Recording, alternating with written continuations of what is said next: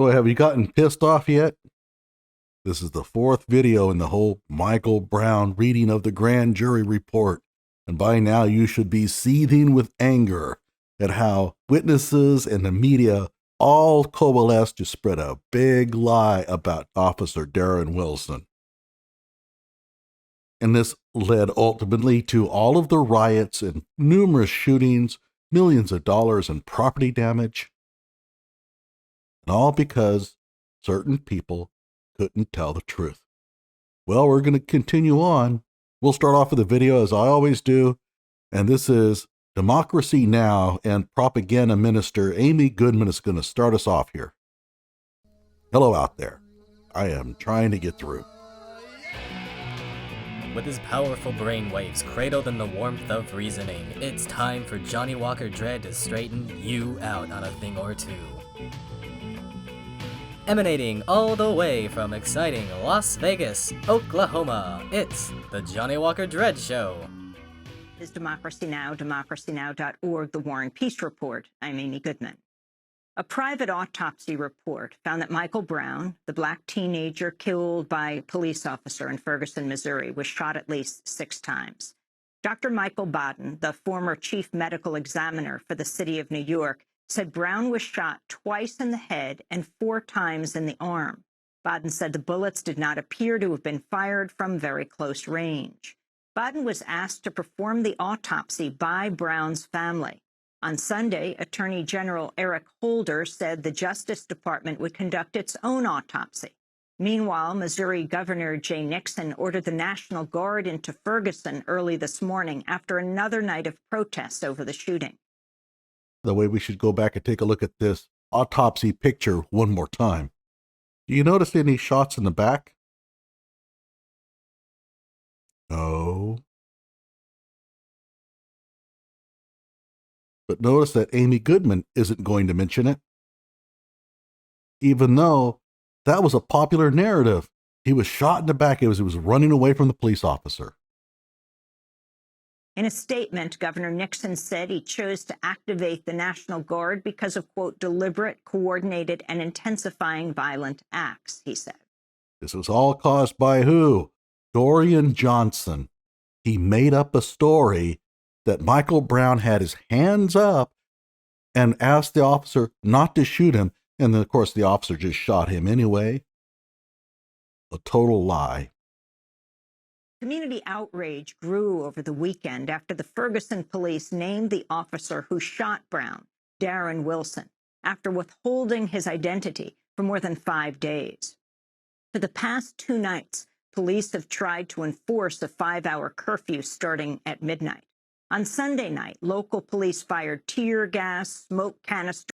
The police protester rallies the crowd. Okay, so we're going to hear from Ty Pruitt. He's Michael Brown's cousin, and he's going to start off with the popular narrative. Before I say anything,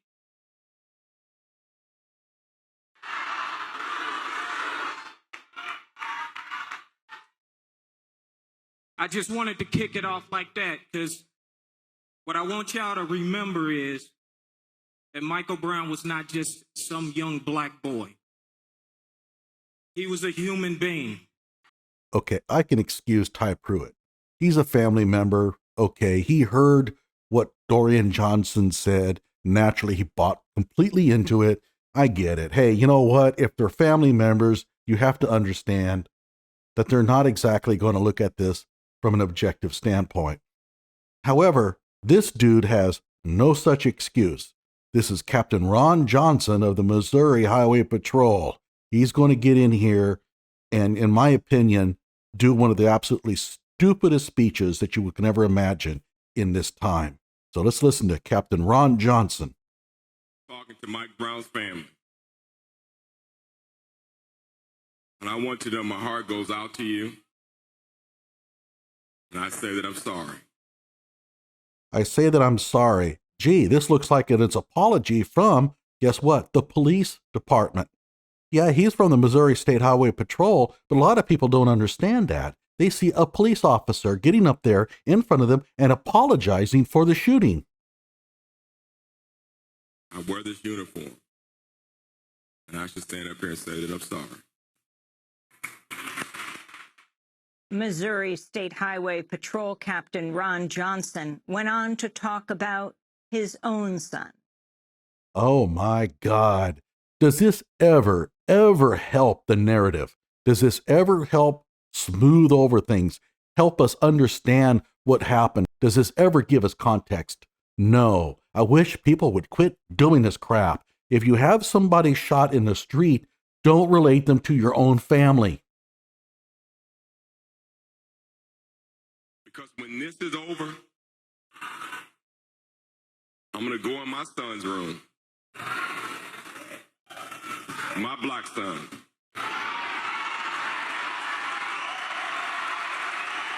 Massive applause when he told them his black son. Yeah, there's no racism going on here. Nope, none at all. What if he had said, my white son? What would have been the reaction? Where is his pants sagging?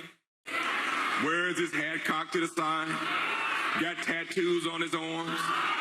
But that's my baby. Standing ovation for having a kid. Okay. Oh, I'm sorry. His kid has a whole bunch of tattoos. So I guess that makes it much better.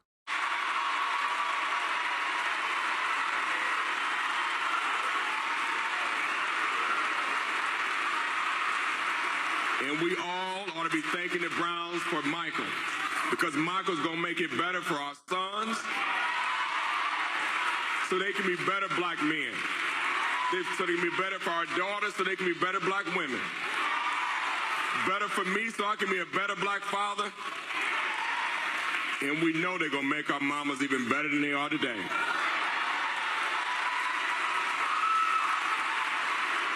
Again, this is Captain Ron Johnson of the Missouri State Highway Patrol. This is an active investigation that's going on. And this is the captain of the Missouri State Highway Patrol going on and making this speech. Are you pissed off yet? Are you wondering, now how is it that people could have misconstrued what took place? You're seeing it. Keep in mind, as an investigator, he should know that you can't take people's word as fact until you do a proper investigation. But he completely took Dorian Johnson's testimony, bought it 100%, hook, line, and sinker, and then went up and did an actual speech centered around it. So who's the racist one? Officer Wilson or this dude? Let's continue to show this nation who we are. Continue to show this country who we are. But when these days are over, Mike Brown's family's still weeping, and they're still on their knees praying. No matter what positive comes in our lives, we still need to get on our knees.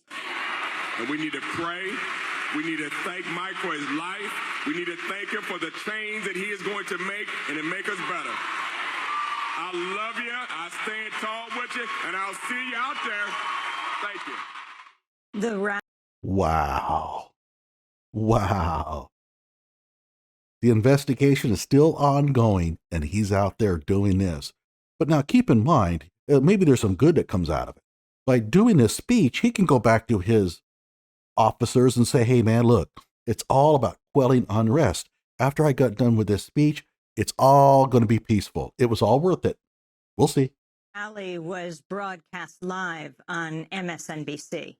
Hours later, Missouri State Highway Patrol Captain Ron Johnson was in the streets of Ferguson speaking to reporters about the police response to the protests. About the police response to the protests, not the protesters, right? But that's okay, because Ron Johnson is going to say here now how his speech helped quell unrest, and it was all worth it. Sunday that started with prayers and messages of unity, peace, and justice took a very different turn after dark. Molotov cocktails were thrown. Gee, where have we seen that before? Is this a pattern?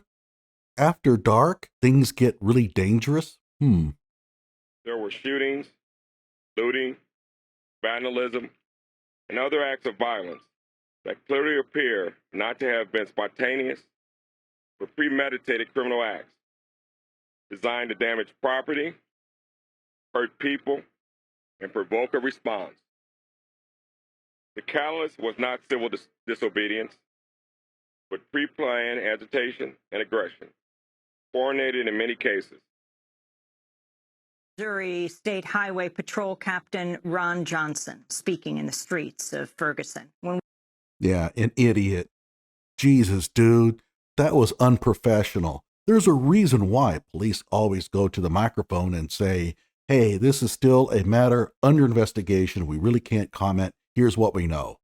And here's what we can tell you at this time. And they're very guarded in what they say.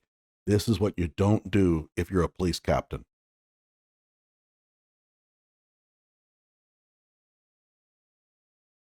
Like my video, subscribe to my channel.